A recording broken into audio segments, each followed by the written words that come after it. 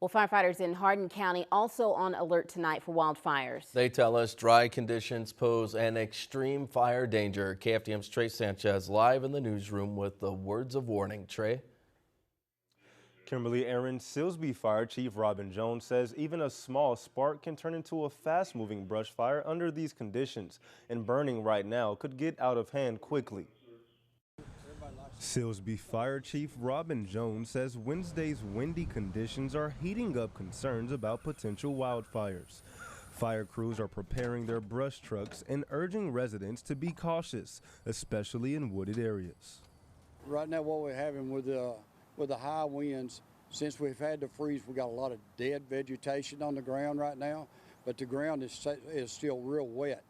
Chief Jones says although there is no burn ban in Hardin County, he highly recommends residents to avoid burning outside until there's more rainfall in the forecast.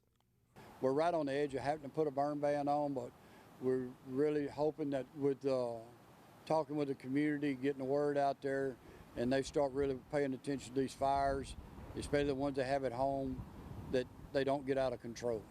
Chief Jones says with brush trucks and work crews on standby, he feels prepared in the event of a large wildfire. But even with all the right equipment, there are still potential challenges.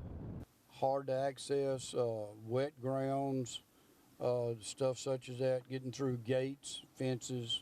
Lumberton Fire Chief Shane Thomas shares important things people should consider and avoid during dry weather conditions. Some of the biggest mistakes is leaving fires unattended, whether that be a burn barrel, a small brush fire, and leaving it and it grows and extends to other parts of the area and causes escalation of the fire event. Fire crews say that escalation could lead to potential damage to nearby homes or businesses. And I do understand it's been winter for a long time. People have been cooped up inside and they're trying to get outdoors. They're trying to clean their property right. But if you could just leave that on the ground right now and not start burning the debris that you're picking up, that's what's contributing to some of these brush fires. Chief Thomas says all emergency service districts within Hardin County work as one team and are prepared to protect people and properties from potential fires. Fire crews also urge people to avoid any outdoor burning with or without a burn ban in effect until further notice. Reporting live in the newsroom, I'm Trey Sanchez. Aaron, Kimberly, back to you. Trey, thank you very much. Now take a look